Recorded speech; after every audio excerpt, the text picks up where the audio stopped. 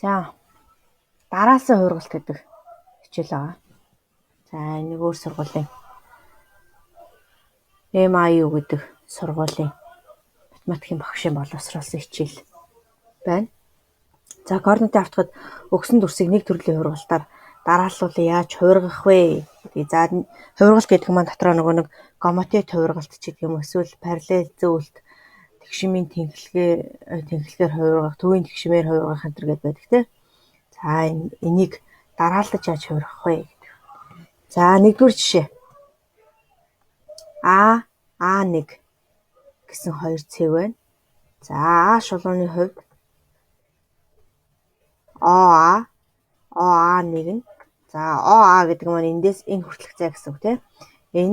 Энэ хоёр зай хоорондоо тэнцүү байх юм бол энэ О цэгийг нь тэгшмийн тэнхлэгнэ гэж нэрлэх юм. За А шулууны хувьд А1 хэрчмийн дунджийг дайрах ба түүнд перпендикуляр байвал А1 цэгүүдийг А шулууны хувьд тэгшмтэй гэж нэрлэнэ.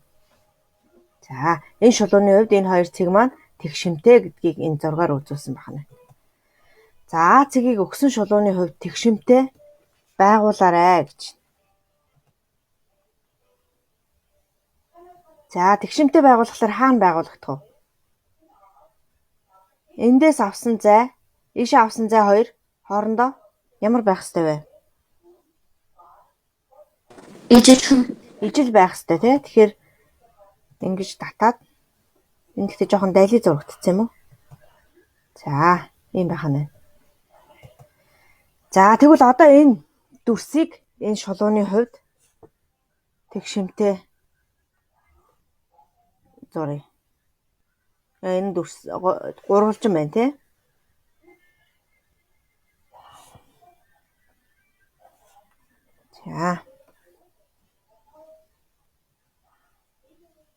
За тэгшмтэй гэхээр энэ цэг энд ирэх ёстой юу? C1 цэг энд байх ёстой тий. За тэгэнгүүт А1 цэг болохоор эндээс ийшээ 4 см зайтай байх ёстой. Б нь болохоор энд 3 см зайтай байх ёстой тийм үү? За харъя. А1 C1 B1 гээд ингэж зурагдах нь. Эндээс AB A1 B1 тэнцүү мөн AB A1 B1 хоёр нь параллел гэсэн үг. Энэ хоёр босоо шугам бол параллел гэсэн утгыг илэрхийлэх юм.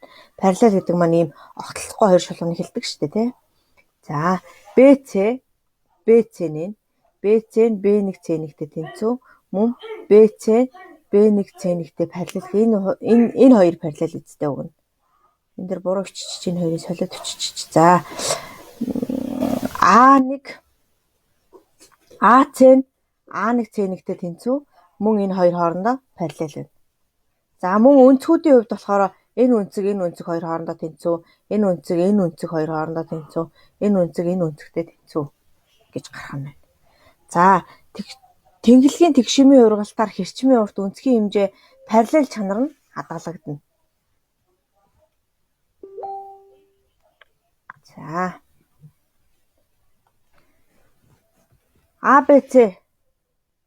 ABC гурвалжныг О цэгийн хувьд тэгшмтэйгээр хуургах юм байна. За яаж хуургах вэ? Цэгийн хувьд тэгшмтэй хуургахаар яадаг?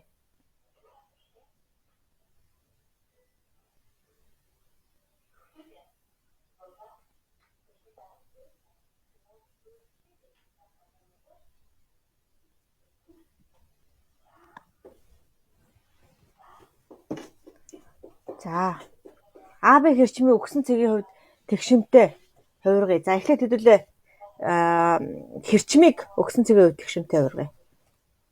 За яаж хуургах вэ гэхээр А цэгийг О цэгтэй дайруул шулуун татна. За тэгэнгүүтээ энэ нөгөө хоорондын зай нь хадгалах ёстой тийм ээ. Цэгийн хувьд нөгөө тэгшмээ байгуулах гэж учраас энэ би бол байгуулчихна. За тэгэнгүүт Б цэгийг мөн адилхан ингэж татна үстэй. За татлаа тэгээд энэ зай хадгалагдана гэдгээрээ B1 болох нь. За A1 B1-тэй тэнцүү O нь болохоор тэгшмийн төв гэж яах нь. За одоо тэгвэл гурвалжингаа яг энэ аргаараа хувиргая. За тэгэхээр A1 цэг бол хаана байх нь вэ? Энд байх нь дээ. Таад ойлгож гин үү ер нь?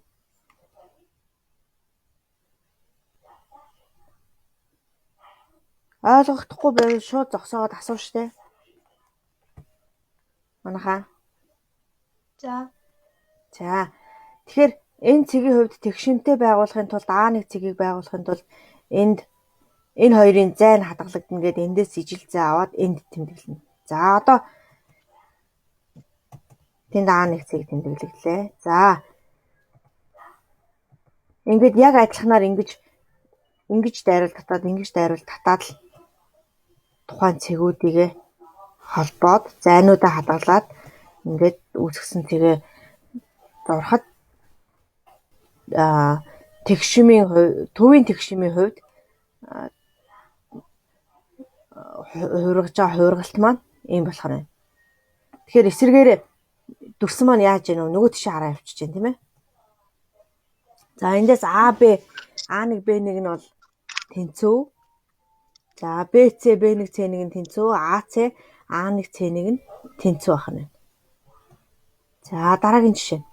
Дараах дүрсийг координатын тэнгэлгүүдийн хувьд тэгшимтэй хувиргаад оройн цэгийн координатыг нь бичээрэй гэж. За координатын тэнгэлгүүдийн хувьд тэгшимтэй хувиргана гэж. Тэгэхээр босоо тэнглэг, хэвтэй тэнглэгийн хувьд тэгшимтэй хувиргах нь. За одоо жишээлбэл энэ C цэг хаана очих вэ? Хэд гэсэн координат дээр очих вэ? 1 хасах 5. Дээр талаараа. Аль юу тэнглэгдээр нэ? Энэ тал руу. Босоо тэнглэгийн хувьд. Тэгвэл хасах 1 95 нэмэх. Хасах 1 нэмэх 5 гэдэг энэ цэг дээр очих нь тий. За тэгвэл энэ тал руу энэ босоо тэнглэгийн хувьд, хэвтэй тэнглэгийн хувьд, x тэнглэгийн хувьд нэмэх 1 хасах 5. Хасах 5 дээр тийм ээ. За одоо хэдүүлээ харъя. За A1 цэг бол биш өөрж чинь тий. Мөн үү? Хасах 5 дээр байсан бол хасах 5 нэмэх 5 дээр ирлээ. За дараагийн цэг F1 цэг. За мөн адилхан тийм ээ. За дараа нь B цэг. E цэг. C цэг. D цэг.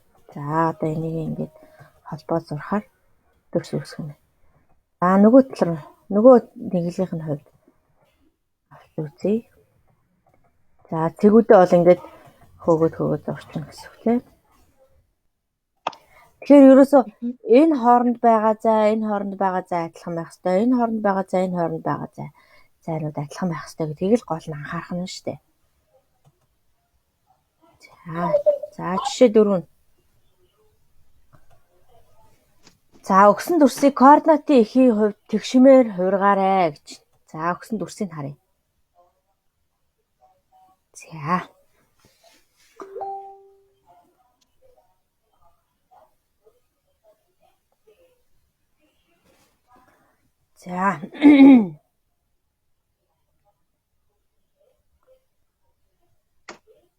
За энэ яаж хувирах вэ? Координатын эхийн хувьд босоо тэнглэг дээр тавих уу? Координатын эхийн хувьд тэгшимтэй байхгүй юу? Координатын эхийн хувь гэхээр энд нөгөө түрүү ингэж татчихсан шүү дээ. Тийм. Яг тэрүүгээрээ хувиргана гэсэн үг. Тэгвэл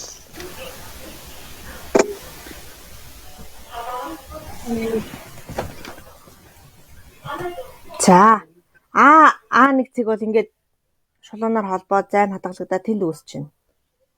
За дараа нь B цэг 2 нэмэх 3 гэдэг координаттай байсан бол B цэг маань хасах 2 хасах 3 гэсэн координаттай болох нь дээ. За C цэг болохоор 3 3 байсан бол хасах 3 болох нь байна. За дээд цэг 3 2 гэсэн координат байсан бол хасах 3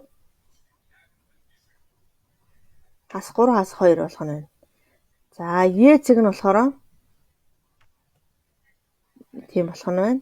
F цэг нь тийм болох нь байна. За одоо энэ цэгүүдийг холбоод урахаар ийм болох нь. За тэгэхээр төвийн тэгшимийн хувьд хувиргахаар нөгөө төрс маань эсрэг тал руу нөгөө тал руу хараадсан шүү дээ. За ийм болох нь. За жишээ 5. За К нь хасах 1 2, L нь хасах 4 2, M нь хасах 3 4 цэгүүдээр оройтой гурвалжныг байгуулад O Y тэнхилгийн хувьд тэгшимээр хувиргаарай. За координатын эхийн хувьд тэгшимээр бас хувиргаарай гэж. За харъя. За эхлээд К хасах 1 2, L нь болохоор хасах 4 2, M нь болохоор хасах 3 4 гэсэн координаттай энэ гурвалжин байсан байна. За энэ гурвалжныг энэ O Y тэнхилгийн хувьд босоо тэнхилгийн хувьд тэгшимтэй хувиргахаар энэ өөрөөр хэлбэл энэ тэнхилгийн дагав ингээд нугалчин гэсэн үг шүү дээ. Нугалахаар буусан гурвалжин энэ тийм ээ. За одоо энэ гурвалжнаа дахиад координатын эхийн хувьд тэгшимтэй. За тэгэхээр нөгөө нэг дайрсан шулуунуудаа татчихж агаад ингээд зайнуудаа хадгалаад ингээд байгуулчихна гэсэн шүү дээ. Тий. За яг энэгээр ингээд хувиргагдаж байна гэсэн үг. Тэгэхээр хоёр янзын хувиргалтыг ингээд нэг дор хийсэн байна тийм үү? Эхнийх нь болохоор тэнхилгийн хувьд тэгшимээр, дараа нь координатын эхийн хувьд тэгшимээр хувиргасан байна. За параллел зөөлтөөр хувиргах гэж байна. ABC гурвалжныг нэмэх 8 хасах 5 чиглэлээр шилжүүлээ гэсэн байна. За энийг яаж хувиргах вэ? За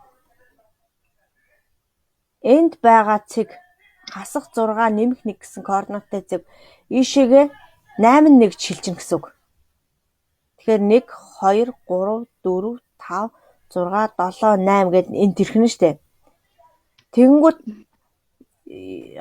доошоо одоо энэ маа нөгөө y координат штэ, энэ босоо тэнхилгийн координат. Босоо тэнхилгийн доош координатын хувьд хасах 5 гэхээр доошоогоо хасахтай чиглэл рүүгээ хэдээр шилжих нь вэ? 5-аар шилжих нь. Тэгэхээр энд ирсэн энэ А цэг маань энд ирсэн байгаа шүү дээ. Эндээсээ доошоо 1 2 3 4 5 гэж шилжих нь. Энд ирэх нэ дээ. За харъя. За тэгэнгүүт Б цэг яах вэ? Бас ийшээгээ 8 яваад доошоо 5 явна гэсэн. С цэг маань бас ийшээ 8 яваад доошоо 5 гэсэн үг. За ингээд ороход болох нэ.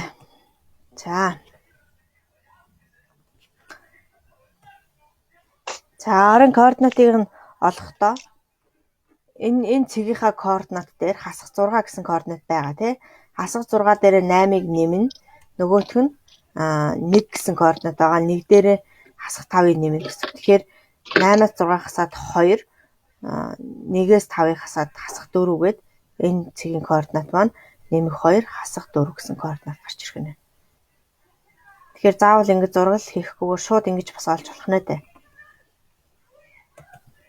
За Б цэг нь мөн адилхан. Б цэгийн координатаа бичиж агаад 8 хасах 5 цэгүүдийг нэмээд өгнө гэсэн үг. За С цэг нь бас адилхан. Яг адилхан. Ад бод харгачлал нь бол адилхан байгаа тийм. За энэ С1 байх хэрэгтэй. Б А1 гэд бичсэн байна шүү.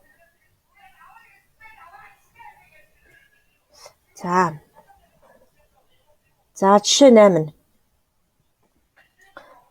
А цэг нь хасах 4, нэмэх 3. За Б цэг нь болохоор хасах 1, нэмэх 1. С цэг нь хасах 4, нэмэх 1 гэсэн цэгүүдэд оройтой гурвалжин өгвөө гэж байна. За нэмэх 5 хасах 5 чиглэлээр параллел зөвлөлтөөр OX тэнхлэгийн тэгшмээр координатын ихтэй төвтэй 90 градус эргүүлэлтээр координатын эхийн хувьд төвийн тэгшмээр хувиргаж дүрийн оройн цагийн координатуудыг олоорой гэж. За эхний нөгөө параллел зөвлөлтөн дээр болохоор тухайн цэгүүдийнхаа координатуудыг бичиж агаад энэ хоёрыг нэмээд энд хасах тэмдэгтэй байгаа юм чинь хасаад ингэж бичнэ гэсэн үг шүү дээ. Тэгэхээр нэмэх 1 хасах 2 энэ нэмэх 4 хасах 4. За энэ болохоор хасах 4 байгаа учраас нэмэх 1 хасах 4 гэсэн ийм координат гарна. Энийг бол яг нөгөө өмнөх жишээ 7 дээр гарч ирсэнтэй адилханаар бодчихно гэсэн үг тийм ээ. За OX тэнхлэгийн хувьд тэгшмтэй хувиргана гэдэг маань за X-ийн координатууд адилхан байна. Y-ийн координатууд эсрэг тэмдэгтэй болно гэсэн. За X-ийн тэнхлэгийн хувьд тэгшмтэй хувирах бодолтон дээр энийг анхаарах нь. Тэгэхээр энэ X координат гэдэг маань энэ хаалтан дотор эхний тоонууд нь шүү дээ. Эднэр нь хэвээр бичигдээд эднэр нь болохоор артлын энэ Y координат нь болохоор тэмдэг нь эсрэгээр өөрчлөгдөн гэсэн үг. За ийм болох нь байна. За координатын ихтэй төвтэй 90 градусын эргүүлэлт нь X нь Y-тэй тэнцүү, Y нь болохоор хасах X-тэй тэнцүү болох нь байна. За одоо хэдүүлээ харъя. За А цэг хасах 4 нэмэх 3 гэсэн координаттай байсан бол энэ хоёрын байран солигдоод 3 4 гээд энэ нь нэмэх тэмдэгтэй болно. За хасах 1 нэмэх 1 гэсэн координаттай байсан бол энэ хоёрын байран солигдоод энэ нэмэх 1 боллоо. Энэ хасах 1 нь энд нэмэх болно. За энэ бас адилхан. С цэг нь хасах 4 нэмэх 1 гэсэн координаттай байсан бол С 3 гэдэг хувиргалт 3 дахь эргүүлэлтийн хувиргалтаар болохоор энэ нь 1 болно. За энэ нь нэмэх 4 болно гэсэн үг тийм ээ. За координатын эхийн хувьд тэгшмтэй хувиргалт нь болохоор хоёулангийнх нь тэмдэг нь эсрэгээрээ өөрчлөгдөнө. За одоо жишээл А тэнцүү хасах 4 нэмэх 3 гэсэн координаттай байсан бол нэмэх 4 хасах 3 болох нь байна. Б цэг нь хасах 1 нэмэх 1 гэсэн координаттай байсан бол нэмэх 1 хасах 1 гэсэн координаттай болох нь байна. С цэг нь хасах 4 нэмэх 1 гэсэн координаттай байсан бол нэмэх 4 хасах 1 гэсэн координаттай болж тэмдэгнүүд нь дандаа эсрэгээрээ гэдэг маань хасах тэмдэгтэй байвал нэмэх тэмдэгтэй байвал хасах болж өөрчлөгдөх нэ. За хувиргалт бүрийг хавтгаад тэмдэглэе. За эхний хувиргалт А1 Б1 С1 хувиргалт гарсан байна. А1 Б1 С1 хувиргалт маань энэ байна. За энэ болохоор параллел зөвлөлтөөр зөвөгдсөн. За дараа нь Б-д нь болохоор OX тэнхлэгийн хувьд тэгшмтэй. OX тэнхлэг гэдэг маань хэвтэй тэнхлэгийн хувьд тэгшмтэйгээр болохоор энэ буусан байна тийм ээ. За дараагийнх нь болохоор эргүүлэлтээр энэ координатын их гэдэг маань энэ тий координатын эхийн хувьд тэгшим 90 градусаар эргүүлэлт нь энэ ах нь. Тэгэхээр энэ Б-гээс Б1 рүү холбосон Б-гээс тэг О цэг рүү холбосон Б3-аас О цэг рүү холбосон энэ хоёр ингээд хэрчмийн хооронд л ердөө 90 градусын өнцөг үүсчих ёстой гэсэн үг. 90 градусын эргүүлэлт гэдэг байна. За хадгалагддаг хувиргалтын хөдөлгөөнг нь параллел зөвлөлт тэнхлэгийн тэгшим, төвийн тэгшим эргүүлэлтээр тэнцүү дүрстэй шилждэг тул хөдөлгөөн болно. Хөдөлгөөнөөр өнцгийн хэмжээч бас хадгалагддаг. Тэгэхээр энэ тэгшүүнцэгт гурвалжин байсан бол эдгээр бүгдээрээ тэгшүүнцэгтээ гурвалжин гарнаа л гэсэн үг. За тэгээ энэний катт нь 2 3 гэсэн каттайсэн бол бусад бүх гурвалжингууд нь 2 см 3 см катттай л байна гэсэн үг байна. За зураг бүрийн хувьд FSF штрих дүрс хэрхэн шилжсэн байна вэ гэж байна. За энэ яасан байна? Эхний гацуур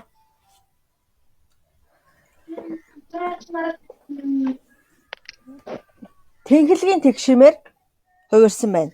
Тийм үү? Тэнхлэгийн тэгшим гэдэг маань юу хэлдэг гэлээ? Яг өмнөхөө голоор хуваасан. Тий, яг тэнцүү хэсэгт хуваасан гэсэн үг тий.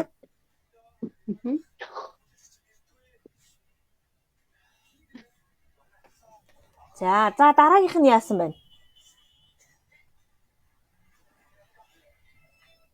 Яг нөгөө тийш хардаг хувиргалт чи юу вэ?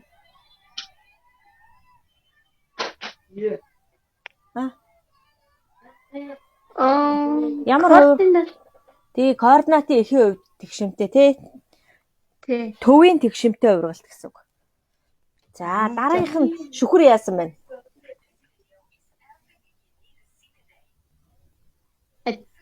Яасан юм шиг харагдаж байна та нарт?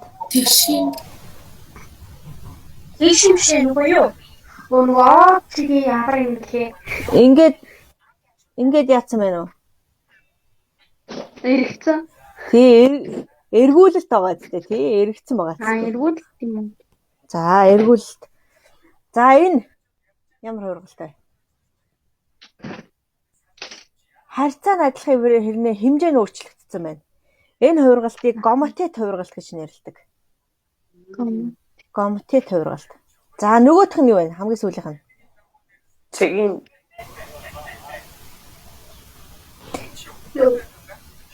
тэгээд ямар юм бэ? Хэлбэр.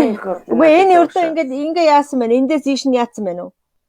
цэгийн Зөөцсөн байна. Тэгэхээр параллел зөөлт гэсэн үг байна шүү дээ. Ингээд зөөгцсөн гэсэн үг шүү дээ. Ингээд зөөгцсөн гэсэн үг тийм ээ. Тэгэхээр энэ параллел зөөлт ахна. За энэ тэнхлэгийн тэгшин байна.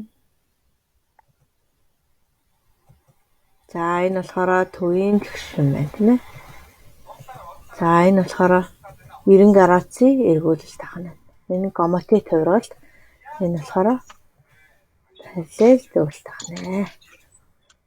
За өгсөн төвшийг за та дэвтэр дээрээ зураад цэгийнх нь хувьд тэгшимтэйгээр хувиргачих.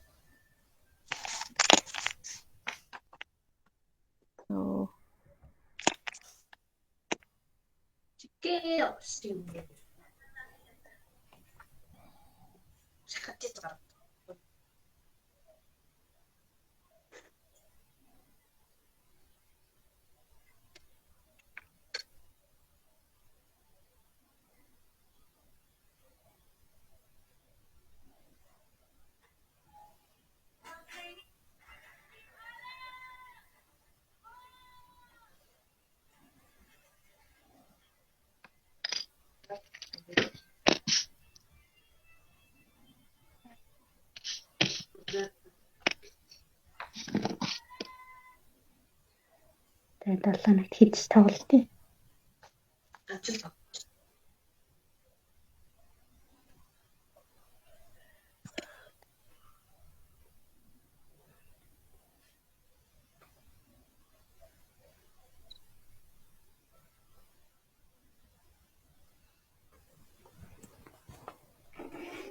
За зурцсан уу? Болж гэнэ үү? Би цаарай.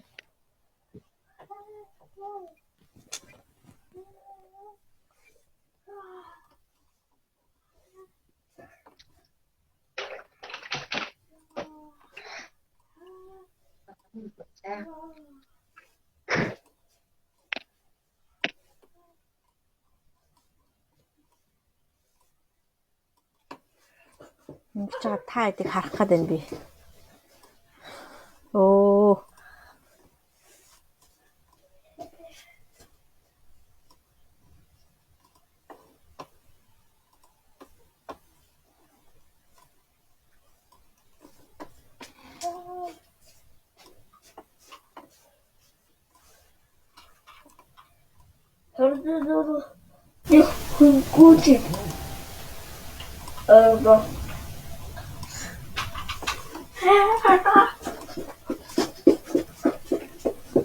Миний хүү цаашаа.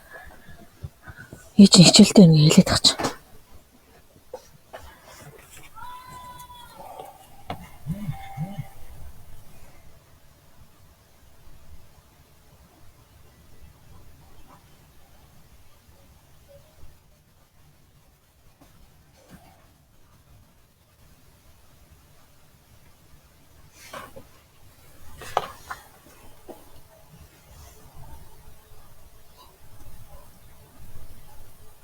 Болсон бол надад дэвтрээ харуул шүү.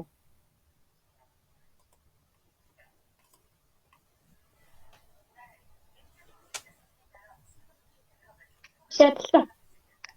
За нарко дэвтрээ харуулчих.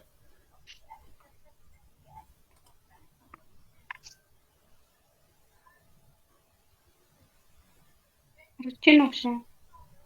За харахгүй нөө. Чи буурал зурсан байна да. Нарко. Ингэж холбоо штэ нарко. Одоо дэлгэц рүүгээ харж байгаарай. Эндээс ийш нь татна. Энэ цэгээс ийш нь татаад. Багшиг мика хатсан юм шүү. Өө тийм биш үү. Мика хатсан шүү. Энэ цэгээс ийш нь татаад энд зайн хадгалагдана. Эндээс ийш нь татаад энд зайн хадгалагдана. Тэгэхээр энэ дүрс маань нөгөө цэгийн хувь тэгшимтэй зурхаад эсрэгээрээ нөгөө доош хараад яг эсрэг тал руугаа хараад зурагдана гэсэн үг шүү дээ. За.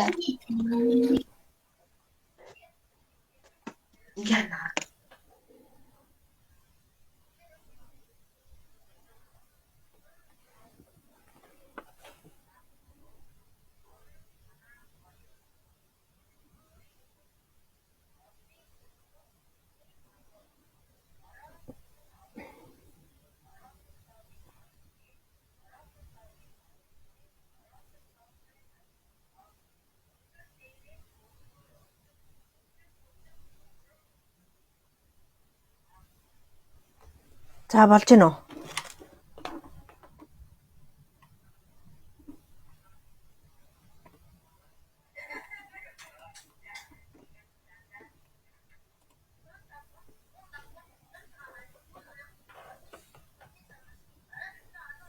За хичээлийн цаг дуусах гэдэг шүү хүмүүсээ.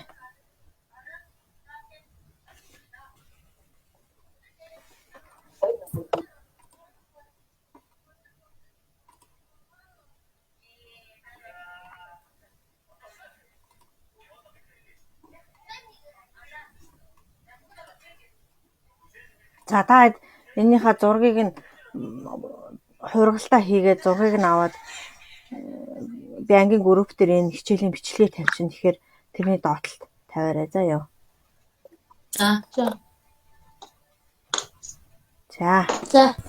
За. За дүгэлдээ хэдүүлээ. Тэгшимийн тэнглэгийн хувьд зайн хадгалагдана. Өнцөг нь бас адилхан байх ёстой. За мөн параллел байх ёстой. За оройн цэгүүдийн дараалал нь бас яг адилхан ABC байсан бол A1 B1 C1 байх нь тийм үү? За төвийн тэгшимийн хувьд зайн мөн хадгалагдана. Өнцөг нь мөн хадгалагдана. Параллел чанар нь бас байна. За оройн цэгүүдийн дараалал нь мөн дарааллаараа байх ёстой. Параллел зөөлтийн хувьд болохоор зайн өнцөг параллел чанар оройн цэгүүд нь мөн бас адилхан байх ёстой. За эргүүлэлтийн хувьд тухайн төрс маань хажуу тишээ эргэнүүл гэхээс бас зайн өнцөг параллел чанар оройн цэгүүдийн дараалал нь мөн хэвээрээ байдаг тийм ээ. За гомоти туургалтын хувьд түрүүн бид нөгөө гомоти туургалтын юу харсан те. Тэгсэн чинь нөгөө яасан байсан? Талуудынх нь хэмжээ нь ихсэж багасж болдог байсан те. Тэгэхээр энд зай бол хадгалагдахгүй. За өнцөг нь хэвээрээ байна. За параллел чанарууд нь хэвээрээ байна. Оройн цэгүүдийнх нь дараалал нь бас хэвээрээ байх нь.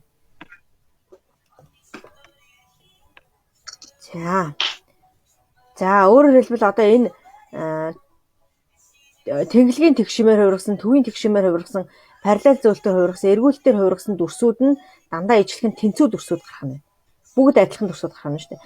Гомотит дээр харин том жижиг элдв одоо квадрат гэхэд 9 см талтай квадрат байлаа гэж бодоход гомотит хувиргалтаар 3 см талтай квадрат ойлгож болох нь. Эсвэл 12 см 18 см талтай ч гэдэг юм уу тийм ээ. Тэгэхээр гомотитийн хувьд бол тэнцүү дүрсүүд гарах албагүй байх нь. Бусад бүх хувиргалтаар бол тэнцүү дүрсүүд гарах нь. За тэгээд энэ даалгавруудыг хийн. За бичлэг юун дээр тавигдчих учраас та тэндээс хараад хийгээд дэвтрийнхаа зургийг над руу явуулах нь байна. За хичээл хөтөлбөртөө оролцсонд баярлалаа. Баяртай. Юу баяртай вэ?